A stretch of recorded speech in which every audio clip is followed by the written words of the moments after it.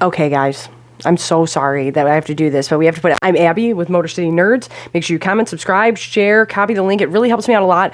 But let's get right into episode 4 and some of the big things that I think came out of that, because I thought the most interesting part about Succession episode 4, season 4, I definitely think one of the most interesting parts of this entire episode was finding out that when Tom makes the joke of he was fishing a phone out of the clogged toilet, I'm like, no, Logan was getting rid of his phone. He didn't want anybody going through it, right? I thought that was interesting. Seeing Tom really try to come to Shiv and watching these kids like kind of break under this. And one thing I've always praised Succession for is it really does a great way, and this is why we find it relatable. Otherwise, we can't relate to these people of the youngest, the oldest, and the middle, and that, how that sibling dynamic works. And like I've said, I'm the youngest. I relate to Roman the most because when he's like, I pre-grieved, I've been worried about this. I'm like, no, I've been there, and you're not okay. But the youngest always kinds of they'll put on an act when they lose somebody. And I lost my Logan Roy recently, my uncle who raised me.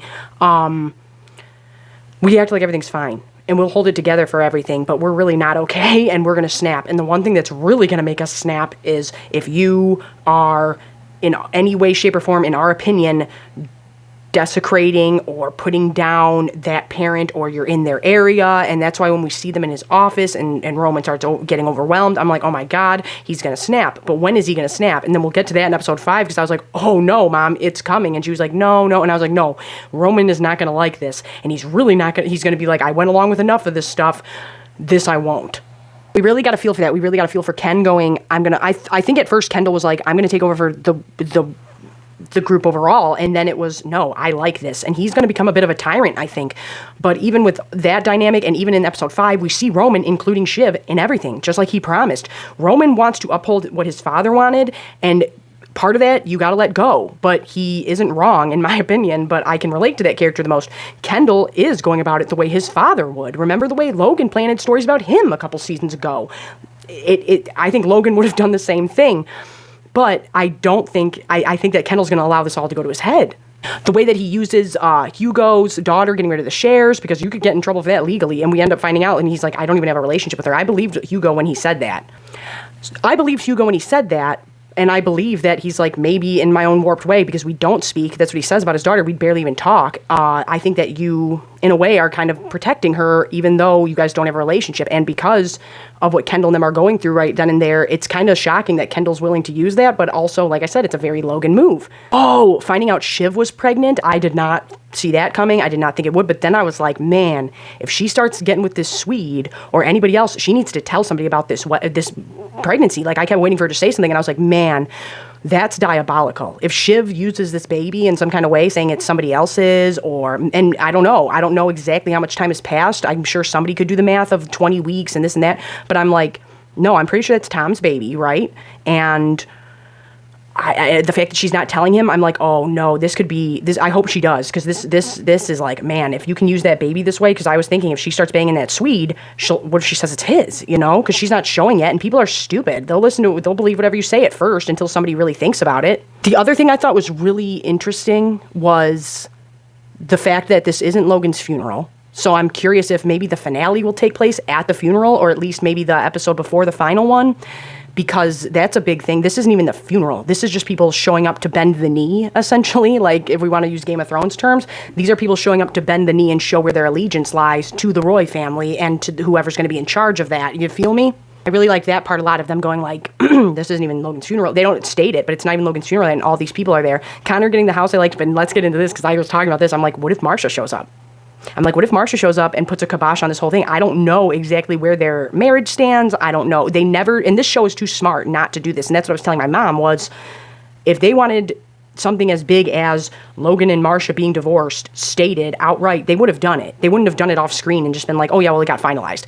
I never took it like they got fully divorced. And I think that part of Logan always trusted Marcia. And I do, if you think back on the episodes where like Logan got sick, or when Kendall messed up I don't even want to say messed up, because I hate this editing shit. When he killed the waiter, she's like, you're a good kid. And even at the summer home in season 2 or 3, when she's the one who goes up to Kendall and goes, you're a good person, Kendall, like, and hugs him and stuff like that. She, I think, genuinely might not be the greatest person on planet Earth, but I think she has a genuine love and respect for Logan and his legacy, and I think she does for his family and for his children, and I think that she knows he loved them very much and is going to respect that to an extent, but I think she would do the hard choice if she had to, even if she thought, and this is why I'm like, no, Marsha's still in my good graces, because I think part of her is like, I know these kids are going to hate me, they're going to think I'm doing all this sneak shit, and part of it might be, but it's for, in the end, their well-being. I think Marsha's going to surprise some people, and then we still haven't got to Uncle Ewan, to Greg's grandfather. So I'm really, really pumped to see that. I really want to see what Ewan has to say. Other than that, I thought this was just a really great episode on how people react, how you are holding it all in and don't know how to react. Like I said, how the youngest, the middle, the baby handle it. I thought it was a funny episode, shockingly. And, Tom being a weasel, trying to get in with everybody. I'm like, oh, you sneaky rat, Tom, I see what you're doing. And then we have, him and Greg kind of just watching everything take place and unfold. And Connor kind of is the one that isn't stressed at all, which is kind of, I really liked his thing at his wedding of saying, I'm used to this. So it just goes to show you how he's like, no, I'm good. And the fact that they talked about bringing his mom up, I'm like, oh no, that's rough. But then I'm thinking, what if they use the mom to get him to stop the political stuff? You know what I'm saying? Like there could be beneficial things other than let's shit on Logan's memory coming out of that mom. And I mean, if there's anybody I'm going to listen to, it's going to be my mom. And if they can convince her to be like, Connor, cut this out, he might finally cut that out. And I just think that could be a very interesting character thing of Connor having any type of contact with his mother. And especially after episode 5, we really come to find out, like, no, this is a bump in the road with the Swede, and wherever that goes, then we go on to the Pierce deal. But then, all that stuff happens, and we'll get right into it. But there, like I was saying, there was some really interesting parts about episode 4, especially, and I want to know what people think about this.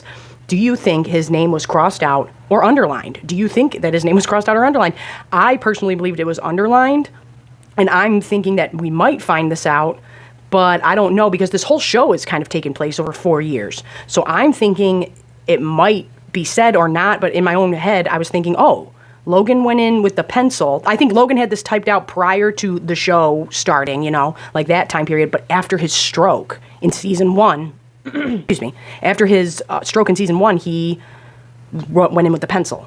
And because that's when Greg would be there, that's all this, and I'm like, Greg with a question mark isn't bad. And I have a whole video going up about, like, news of the week, and I talk about Nicholas Braun and the trouble that actor's in right now, or I don't know, lack thereof, because I'm like, I don't know what's going on there, but I talk about, if you know, and I talk about that. But either way, that could be rough, and HBO's probably going, thank God this didn't happen till later, because if it's true, it's bad. But it's kind of odd to me how that came about. But either way, you can watch that video to hear what I have to say about that. It doesn't mean Cousin Greg's out. I'm like, a question mark with your name from Logan? I don't think that's a bad thing to be remembered on that specific sheet of paper. I'm just saying. Oh, another really important thing. The way that Greg still hasn't abandoned the family.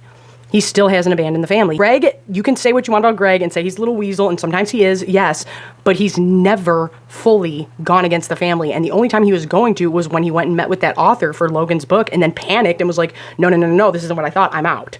And other than that, I mean, he's had some slip-ups, he's gone with Tom places, but he's never fully gone against the family. And even in this episode, they really show that, of Greg going to the siblings first. And it might be for self-preservation, but at the end of the day, he still hasn't gone against the family. And that's something that Ewan, his grandfather, and Logan never did. They never fully went against each other. They might have been mad, they might have been pissed, but that might be something instilled in Greg that he doesn't even know about, of like, I'm not going to fully ever go against my family. And I can appreciate that when it's broke down to basics and isn't these affluent people. So I'm like, no, I think that's a quality that not many of them have, and I like it. And I think more of them need to hold it down together and trust each other if they're going to do that. But Kendall is the one making that hard to do. You're making it hard for us to trust you. But no, he's never fully gone against them. The first thing he does at the wake, or whatever you want to call it, is go to the siblings and talk to them first and say, we all need to stick together. And then even in the next episode, he's trying to make the quad squad, and he's like, no, it's the family, it's the family, it's the family. And I think even Shiv at the end of episode 5 was like,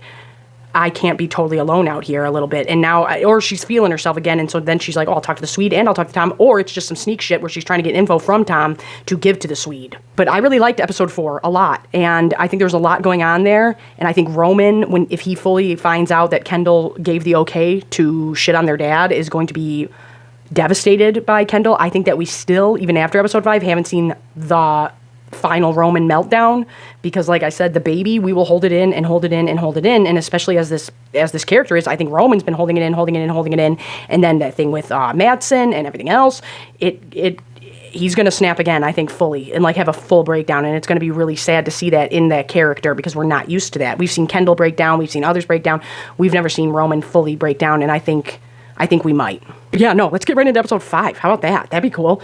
In episode 5, they're going to plead the Swede, and that is so funny. I don't know why I think that's so funny, but I really liked Jerry's little monologue of saying they might want to play at being Vikings, but we were raised by wolves, and they have no idea what's coming to them. I love that, and I love that Jerry is staying afloat through all this, and really hasn't, I mean, they don't trust Jerry, but I think Jerry's made it, I think she's proved enough that it's like, if you gotta have her around, it's not a bad thing, but also she might take you out. So she's gonna preserve. That self-preservation is Jerry. Like, that's what Jerry's doing, and I don't blame her.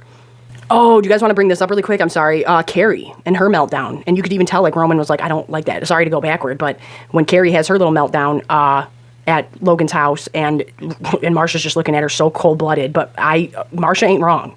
She's not wrong in that scenario, but I think Roman was right, and I think it disturbed Roman when he was like, you didn't have to do all that. Like, you did not have to do all that. We all knew that there was something going on there. Like, we all knew that she'd not get what she wanted, but you don't need to do all that. And you don't need to do it right here in the foyer in front of everybody. But Marsha, I can also see her point of going, no, I'm going to do it in front of everybody, and everybody will know exactly who's running this game. And it ain't you guys, and it ain't her, it's me. And also, yeah, he did have this little side piece coming over here, and I got shafted, and so screw you. And she can go back to her little apartment. That's what she's saying in that little dig of going like, you are the side chick.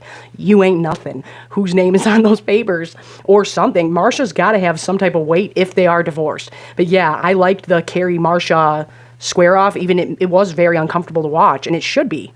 No, that just popped into my head as I was talking about that. But this episode, in episode 5, I really thought this was one of the most visually stunning episodes, and the way they use color, which you don't really think about in Succession with their wardrobe and stuff, really popped, and I thought that was really cool.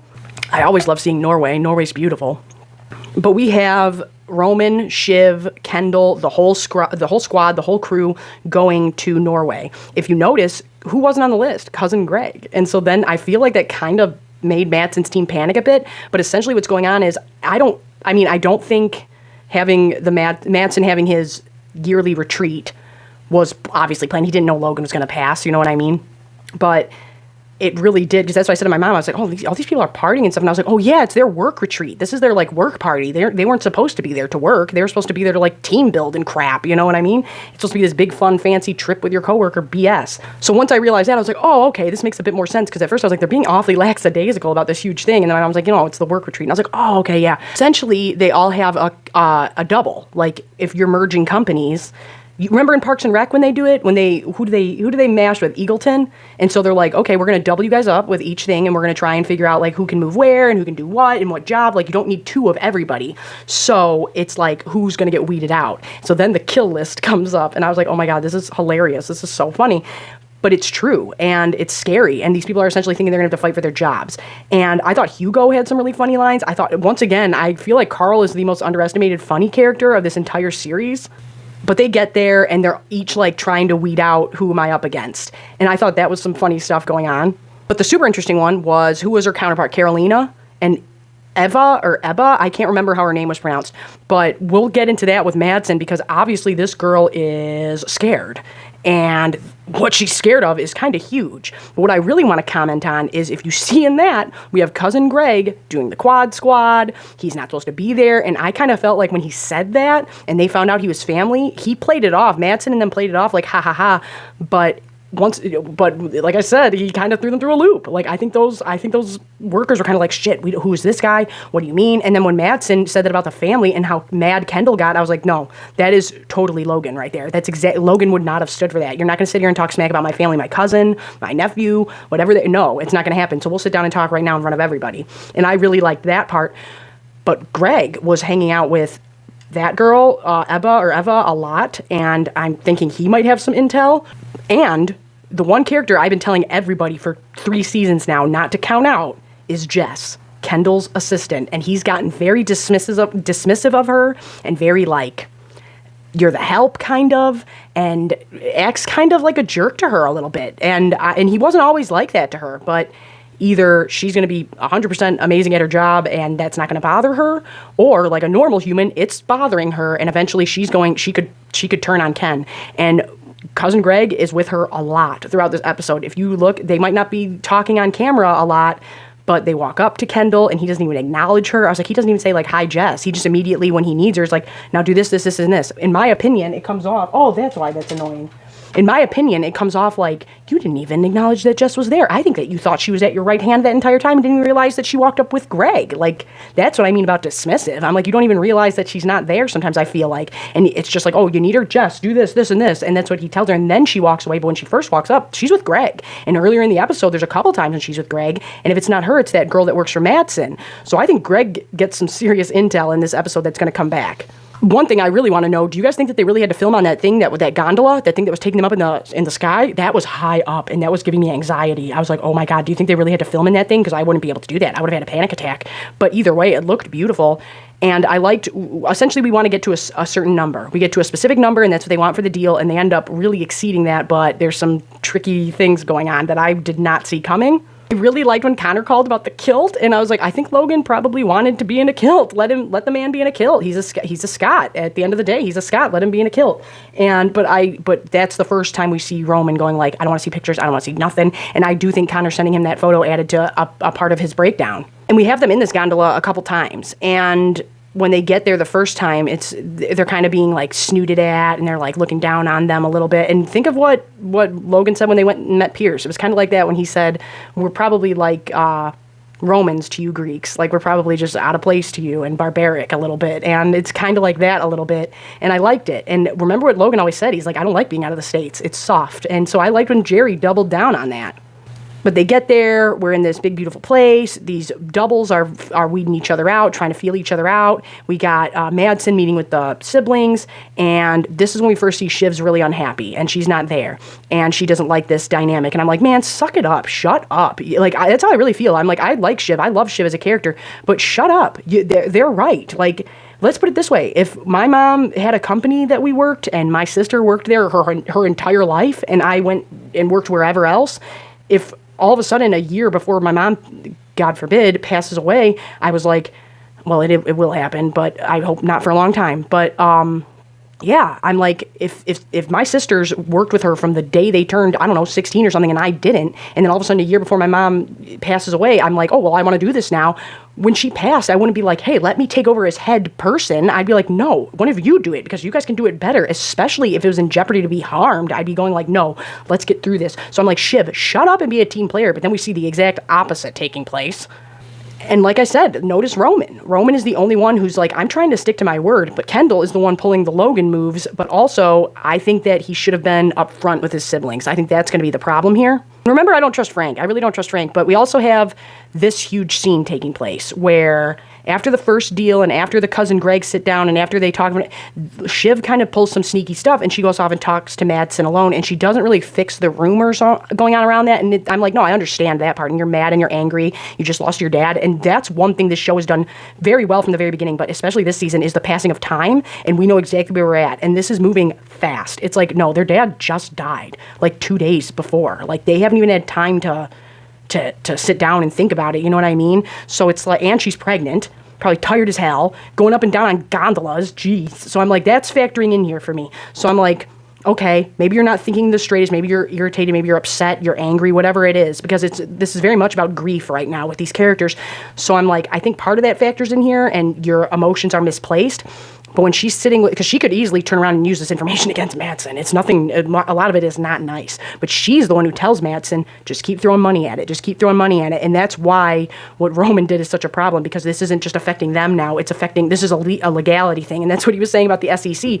But she's the one who's kind of like, yeah, and then she's doing sneak shit at the end when it's like, oh yeah, send me pictures of your brothers. I'm telling you right now, me and my oldest sister get along very well. Me and my middle sister, I love her to death. We get along, but I don't know what it is. I love her to death. She loves me, and I know that. And it's like, we might not be the best of friends, you know what I'm saying? But you try and tell me or her, like, send me photos of your siblings. Yeah, okay, we don't care who you are. Sit down, you know?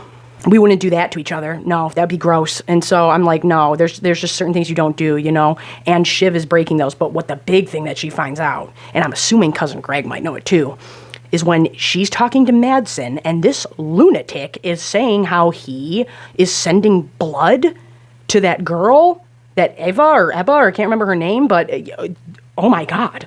Oh my God. And so it's like a stalking situation. No wonder she looks horrified at this thing. He's a scary person. Also, and I've talked about this before, because the Skarsgårds are taking over Hollywood, and I'm not really opposed to it because they seem like nice, normal people, shockingly, in Hollywood. And they're huge. They're like huge men. They're like huge Swede men with like that are 8 million feet tall. If you look at them compared to like Roman and Kendall, I think they did this on purpose so that they didn't look too small, but he's a gigantic man. And I'm like, dear God, look at these Skarsgårds. They're all like huge and lanky. And I'm like, oh my God, they're intimidating. They're intimidating. So imagine like not only your boss, but this intimidating psychopath with all this money is sending you blood and shit. What a creep. That took a turn. Now you can shit on Logan all day long, but the one thing he didn't do was like, they made it very clear, because some people were like, why did they say that in episode 4 about the kids and him not being a creep with them? And my mom even said that. She goes, that felt a little bit forced. And I was like, no, I think they're trying to reiterate to the audience, like, Logan was not a monster. And even last season, and you'll hear me talk about it in those reviews, which are not good, so you don't have to go back and watch them. I go into detail talking about why they started amping up him using slurs against gay people, and how I'm like, that's not right. But I don't think it was meant to be the malicious thing that people were taking it as, and they kind of wanted to remind you, like, he's a dick, but I don't think, he even says that to Roman, he's like, I don't care what you got to do to get off, I don't care who it's with, I don't care what, he goes, I just don't want to hear about it. And I think Logan feels that way about all of them. It doesn't matter who they're with, you know what I'm saying? So I don't think it's a gay thing or anything like that, but there's one thing that they've done with Logan is they've made it very, very clear to the audience, like, he wasn't out harming women, he wasn't out doing those things. Did he condone it? Yeah. Was he harming kids? No. But he was a scumbag. He was still a jerk and a scumbag and still a titan of industry, you know? And he was a certain kind of way that wasn't nice. But they make it very clear to us, like, this guy wasn't doing these things. You know what I'm saying? And it's like, you might have sat back and watched those things happen, which makes you just as bad. But when it comes to watching somebody on screen and a character on screen, when they don't do things like that, we kind of, we sympathize with them more. You know what I'm saying? So I do appreciate that they did that with the character. But, yeah, at least Logan wasn't doing that.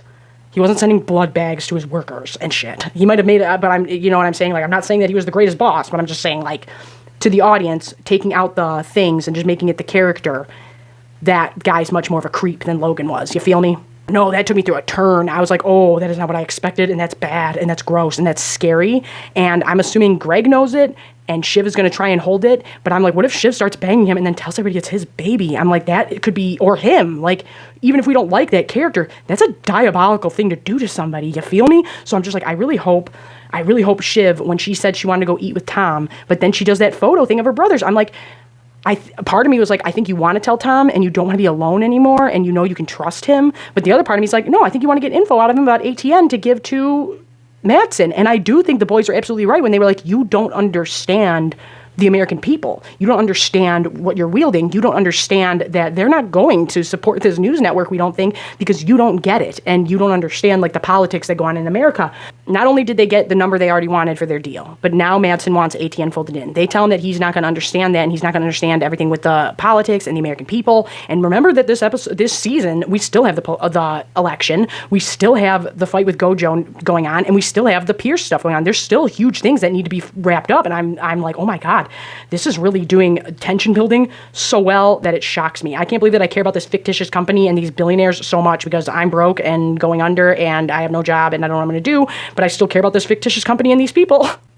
But yeah, I'm like, oh my God. So what happens at the end, and I really loved the way they did this, and when Roman first says, you killed our dad, I was like, oh, I thought Roman was going to hit him. I was like, Roman's going to hit him, and then he didn't, and I was like, oh my God. I was like, I kind of thought you were going to punch him right in the face, but he believes that. He's like, Roman truly believes that. He's like, you did this to him. You had him on a plane. It's your fault. Roman feels that way. It's not just him saying it. He feels that way, and I really liked that. But like I was saying, Roman is going to break. And I kept telling my mom that. I go, no.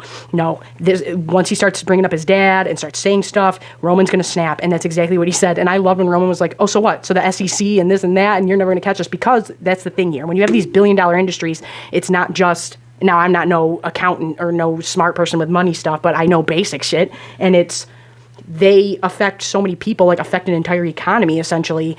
And because of the size of their company and stuff, they can't just willy-nilly say stuff like that because jobs are on the line. There's legal things around that. Just to break it down to basic terms, there's legalities around that because of what they say could affect so many people. Does that make sense? Like breaking it down to real layman's terms. So Roman saying that stuff about the SEC and things like that, he's like, what are you going to do? I'm just going to say it was a business tactic. I'm just going to say it was a way to talk, and I'm going to say you're full of it.